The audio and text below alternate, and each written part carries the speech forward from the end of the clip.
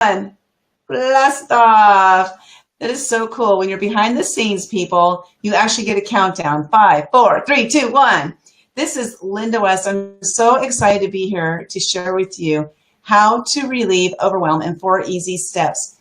I came up with this idea quite a while ago because I got overwhelmed frequently. And I realized what happened was overwhelm because it's like all in our head.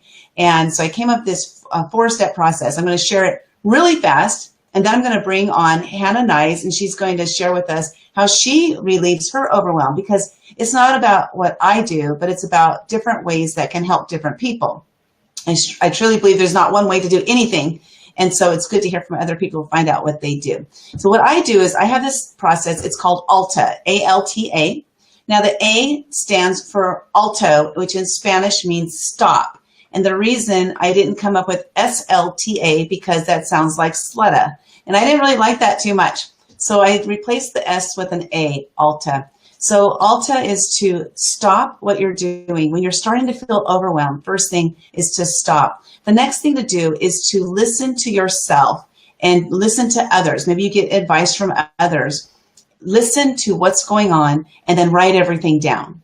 And this will help relieve a little bit of the pressure, because once you see it on paper, it starts to dissolve and you can see the reality of what you really have going on. Once you've thought about everything and written it all down, then you listen to yourself and to others, what the advice that you got from others. Listen to it, take the golden nuggets from it, and move on to the next step, which is taking action. It's all about taking the action. But now that you've written down the steps and you've written down the things that are overwhelming you, it's time to take action on them one at a time.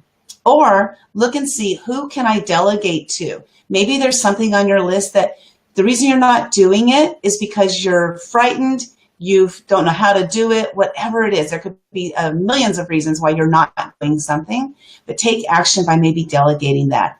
So I'm going to bring on here, we have Hannah Knies. Hi, Hannah. Welcome to the show.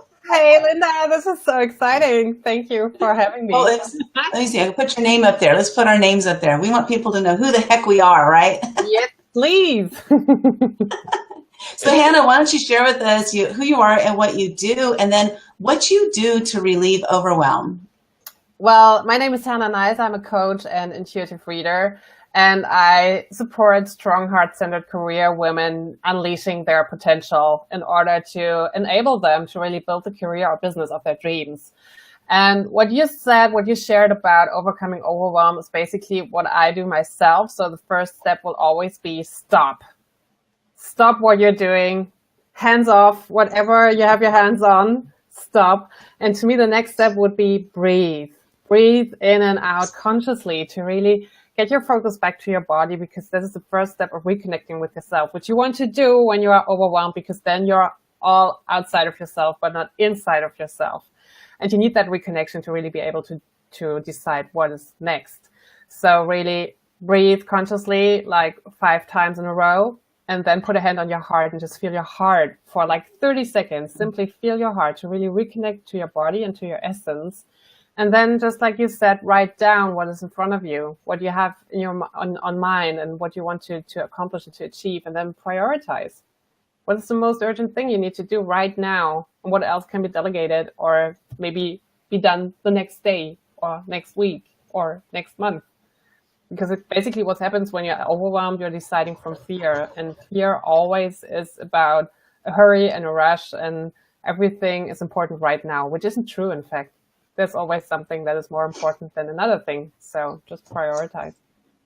That's true. Figuring out, and actually figuring out what your fear is, right, can help you to, like, what I've noticed is I don't get overwhelmed very often at all anymore. And I used to almost live in a state of overwhelm.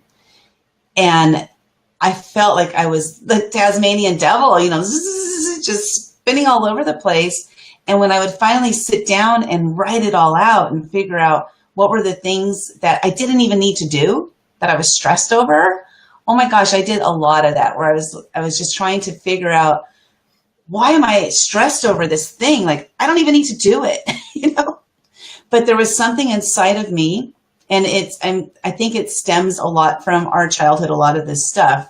And I think there was something in me that just felt like I had to do everything, or like I owned it. Like I owned every single thing that came across my brain, and I had to complete it, or I had to start it, or I had to do something with it, but realized that that's not the case at all. And I'll share with you something I thought was so profound. And for me, it was so necessary for me to hear this. And that was that every idea you have, you don't have to do. I literally thought that every idea I had that I had to do, and I had to do it now.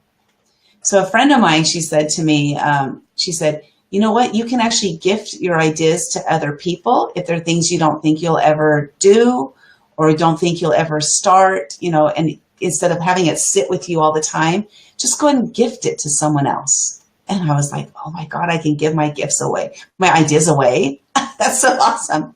That's and awesome. then once you give it, you can't own it. You have to give it and let them take and run with it, or give it and let them not do anything with it and be fine with that. Like you have given it away. And that's what I did. I actually had an idea and I gave it to somebody. They loved it. They thought it was amazing and they didn't do anything with it.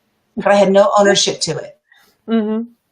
And that was the beauty for me, is because in the past, I would have thought, well, they're not doing anything. What's wrong with them? I would have thought that way. But then I realized that it's okay. You can gift something that somebody doesn't use. I don't know. What's your thought on that? It's amazing. I mean, what you're saying about ownership, I think that's just the core point of it all, because you do not own everything that is inside of your mind. You have to let it go. And the key point is really finding out about what is your responsibility and what are you supposed to do yourself, and what can you delegate, and whom can you ask for help, and what can you give away? Just like you said, I mean, there's so many ideas inside of you. Why not sharing them with others and see where it takes them, if it takes them somewhere or not, and then just let it go. I think it is all about letting go. Yeah, because overwhelm really is about holding on to things, right? Exactly. Yeah. So once we can let go and just let go freely and literally just let it go.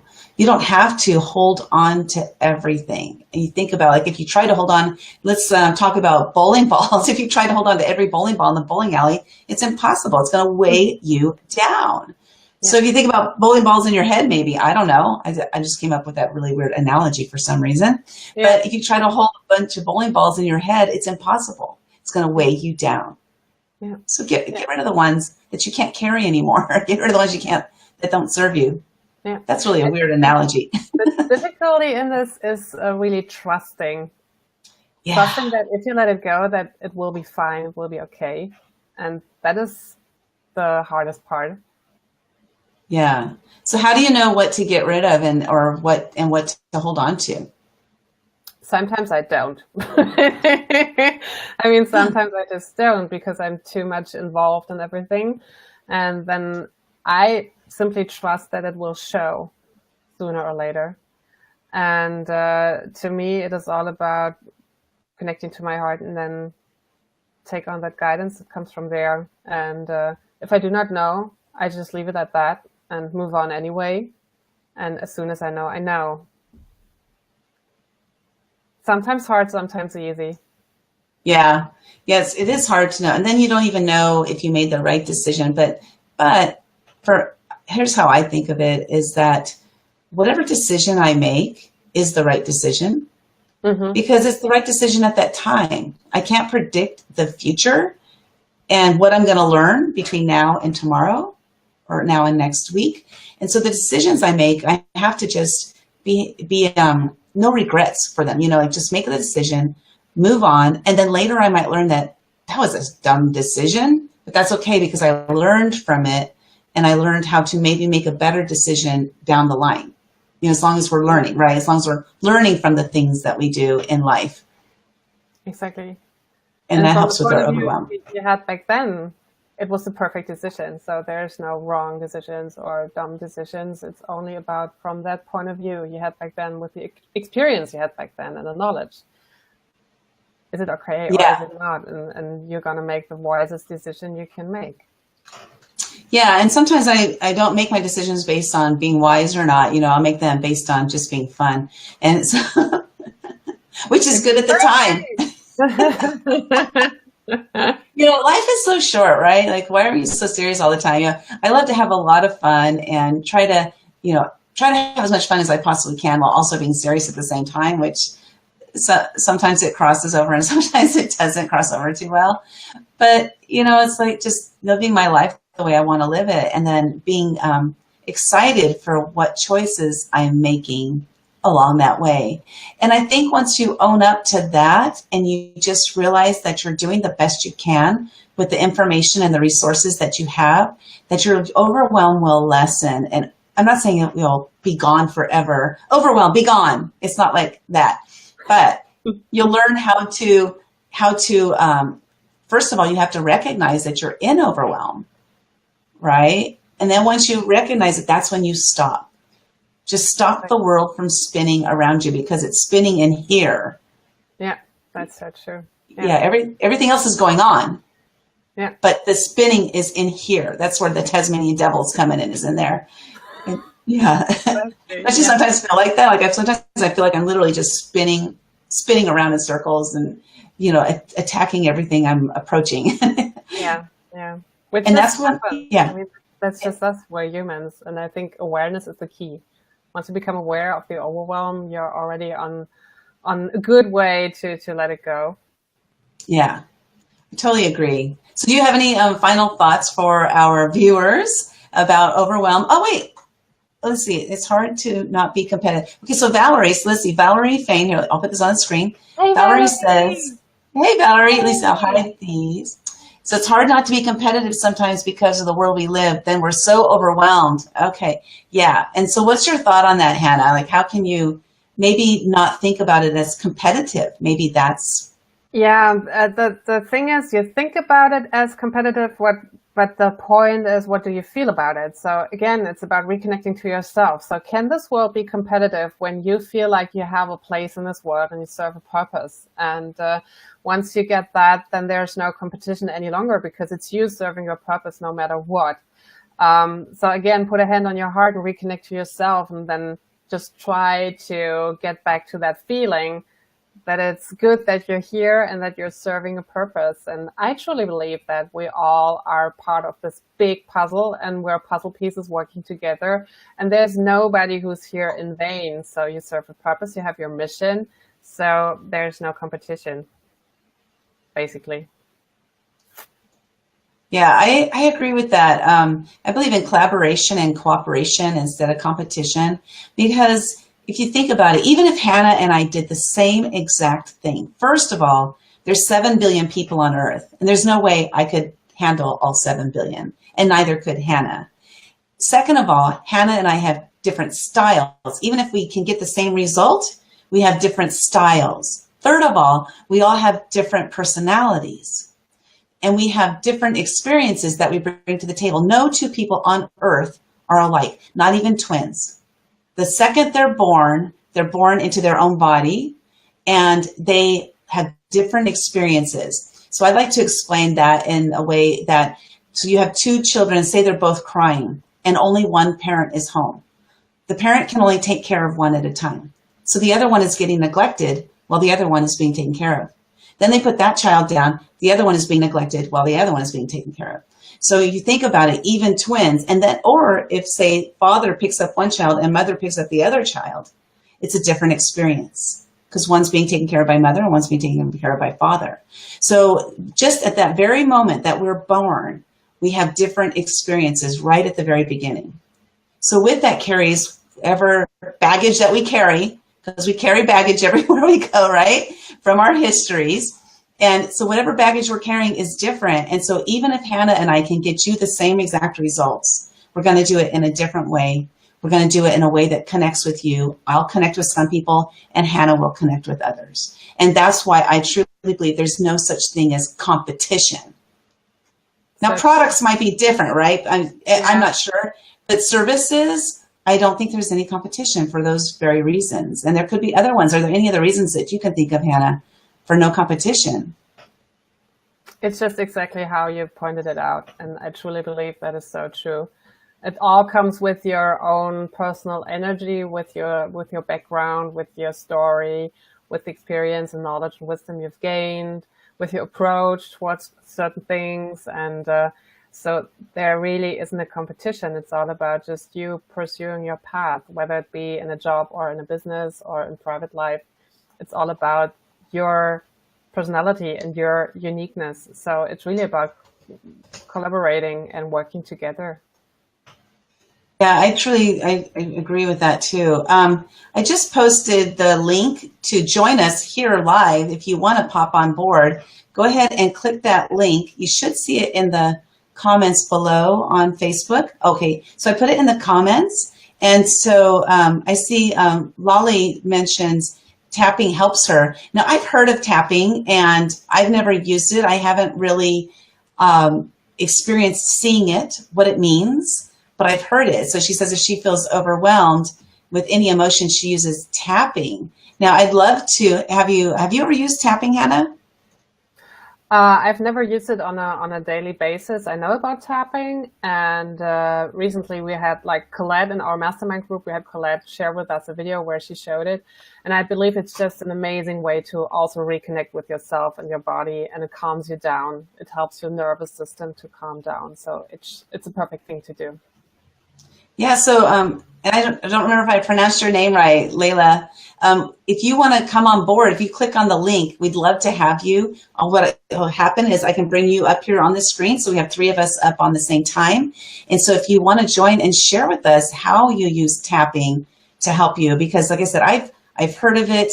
I don't think I've ever seen it in action, and neither has Hannah as far as like using it ourselves. And I'd love to have you on board to share that with us. And if not, I totally get it. There's no pressure there. I don't like to pressure people to do things. But I did want to come and talk about overwhelm because I find that majority of my clients will come into one of the mastermind sessions feeling overwhelmed at some point. And every time I have them sit down and we think about it, like I have them just in your head is where the overwhelm is living and just dumping it out. And then within 5 minutes, usually their overwhelm is gone. They feel this sense of relief. I've gotten it out of there. Now let's look at it realistically, logistically, like what do I need to do from this point forward? And then they can think, because when you're in overwhelm, you can't really think. She says, trying. I'll see if I can click in. Oh, darn, hopefully it will work. Let me see. Maybe I have to. See, I have the link there. It can work for me. So hopefully it'll work for you. That'd be awesome. Oh, if you're not on Chrome, because you have to be on Chrome, I believe, for Be Live to work. So yeah, if you're not on Chrome, then it won't work. So are you on Chrome there? This is fun. I love this. This is my first time trying it with doing 3 people style, and it's a different background. And I was going to do it behind the scenes, but something happened this morning. I got all overwhelmed and I couldn't I'm just kidding. I didn't get overwhelmed. So something happened this morning as I was getting set up, and I was like, oh, okay, I don't have time to do it the way I wanted it. And that's another thing. Sometimes our overwhelm is caused by things that we think we need to do or things that we want to do, and we don't really need to do them. And I used to get myself all worked up with things that, I tried to do them and because I really wanted to do them. And then I would go into a spin of overwhelm, like this huge, and realizing that, what, I don't need to do that. I just want to do that. And so that makes it different. And then maybe next time I'll be able to do that, and that'll be okay. And maybe next time not, so helping to relieve some of that. And see, on Facebook, maybe next time, happy to share. I lost my brother. Oh gosh, she lost her brother to PTSD. I wish I shared with him tapping. Oh man, I'm so sorry to hear that. Yeah, gosh. Yeah. Blessing to you and your family. Gosh. So Linda says she's not on Chrome. Yeah. So in order to be able to be a guest on this show, you do have to have Chrome, at least for right now, while Be Live is getting things, figured out, because they're in beta program right now, trying to get all this stuff figured out. It's been really an amazing platform. So if you have a business and you have other people who you can share with your audience, this is a great way to do it. You go to BeLive.tv and join it. It's just an amazing platform. you can share, other people who are in your audience that can help your audience. That's the thing. So like Hannah, I brought her on because she has different experiences with overwhelm, and she can share with my audience how she, gets through her overwhelm. So see, Valerie says, I think a lot of people are really, really overwhelmed. I've seen a lot of people very sad lately. Well, that's interesting. Do you have any thoughts on that, Hannah, as far as maybe, because being sad is different than overwhelm in my mind, but maybe there's a way to get through sadness and to come to the other side. And do you have any thoughts on that? Hate to put you on the spot, but why not? Yeah, why not? I'm totally fine with it. So when it comes to sadness, I think overwhelm can be a reason for sadness because it makes you feel like you're not good enough. You're not getting everything done. So you end up feeling bad and you end up feeling sad, not doing everything you would like to do or you have to do. So I think that can make you feel sad. And when it comes to sadness, as well as with any other strong emotion you feel, it is so important you accept that it's there. So no sugarcoating, no, I am positive all the time and I'm going to be fine. Like, I have that grin on my face and nothing's wrong with me. I'm okay. I just function and it's okay. No, please embrace that emotion. It is yours. And most of the time, those strong emotions tell you something. And when you're willing to accept that you feel this emotion, it's very likely that you're going to experience some healing soon. And just accept the sadness and then find out why it's there and what you can change in order to not be sad anymore. So it's kind of a healing process that you can step into. And again, it starts with awareness, being aware of your emotions. Yeah, that's interesting you said that because I didn't have a response for this. I was like, hand it over to Hannah, but when you were speaking, what it reminded me of really was when my sister passed away. And I had this tremendous emotion of sadness and loss, and what I did for me, what actually worked was sharing my sadness. Mm-hmm. And it was a way, I didn't share it on Facebook to be out in the public, but it was a great way for me to say, this is what I'm experiencing. This is how I'm feeling. Mm-hmm. And by saying it publicly, for some reason, it helped me so much through the healing process. And if I hadn't done that, I don't know what would have happened because that's what I did. But I'm not sure exactly how I would have handled the sadness because I think I would have bottled it up inside. Mm-hmm. And that's never a good thing to do. Like, we have to experience our emotions, and we're human beings. We have emotions and we have them for a reason. And so if we bottle them up and just let them fester, that's exactly what's going to happen, right? They're going to just fester inside of us and turn into a sickness. Exactly. Just like, yeah. So for me, it helped for me to outwardly emote and to share with people, this is what I'm going through. So if you see me sad, you'll understand why. It wasn't for that reason, but it was just like, I felt like I wanted to connect with the people that I had been connecting with for the last couple of years, especially when I sing happy birthday every day. So I connect with several people every single day just through that one little gesture. And so for me, it was nice to be able to share with everybody and bring them into a part of my world that was showing that, okay, Linda isn't like this all the time. There's stuff in her life that, that she does have real stuff go on. I try to be like this all the time, but I'm not. There are times when I'm down, frustrated, sad, angry, whatever. I have all the emotions. I'm a human being, Exactly. So, yeah. So to share that. Not to share the facade, but share the true you. And just sharing your emotions is a way of feeling them. And it may heal others as well, because when you speak openly about your emotions and the grief process that you're going through, it may help others who are in the same situation, which is great. I mean, because then they feel they're not alone with it. Then they feel there's somebody else experiencing exactly the same thing. And this is such a great thing to do. So thank you for doing that. Thank you. Thank you. And it's interesting you said that because I didn't do it for that reason. I did it because I felt like I needed to. It was kind of weird. Like, I was like, you know what? I'm just going to go on Facebook because I feel like I need to connect with all those people out there. I need to connect with more than just my family because my family is going through the same thing. Mm-hmm. So I felt like I needed to connect with a different kind of energy out there. And it worked so well for me. It was amazing. You know, I felt the love. The love was pouring in from, you know, thousands of people, you know, saw that video and commented, which, oh my gosh, it just helped me so much. And so thank you guys for allowing me to be vulnerable and to put myself out there and to heal myself in that way. You know, otherwise, who knows what would have, I just don't know. I don't know. I'm just glad that's the way I handled it because that's what was best for me. Absolutely. Yeah. I'm glad you too. Me too. Thank you. Thank you. Thank you. Hey, we got Dahlia. Dahlia says hi. We put up there. Hi. You guys might not know that spells Dahlia. And absolutely, another amazing, heart-centered person. And that's, one thing about, life, we attract to us who we are. And so what I'm realizing that, by me getting centered in my heart has attracted so many amazingly heart-centered people, you being one of them, and the people here, on the chat here also. And I want to thank you guys so much for being part of my life. And I think being heart-centered has helped me calm down my overwhelm as well, because I come from my heart. When you come from your heart, it can't get wrapped up in here. So when you notice yourself getting wrapped up in here, there's something missing. There's no connection to your heart. And I'm sure Hannah would totally agree with that. Absolutely. I'm doing this all the time. Yep. Yeah.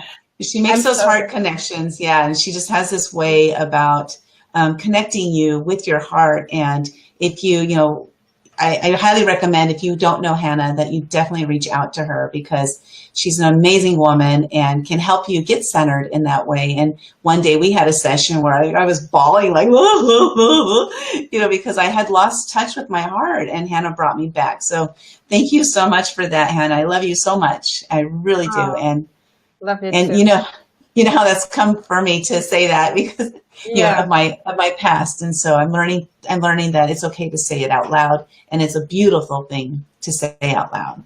Absolutely. Yeah. So with all that said, I don't want to like cry all over the place. So I'm going to head out now.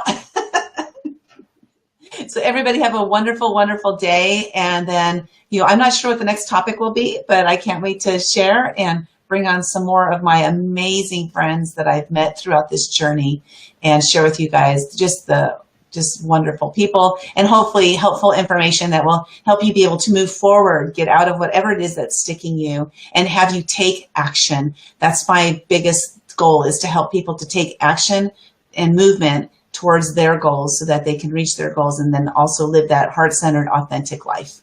So with that said, say bye, Hannah. Bye. Bye, everybody. Bye, everyone.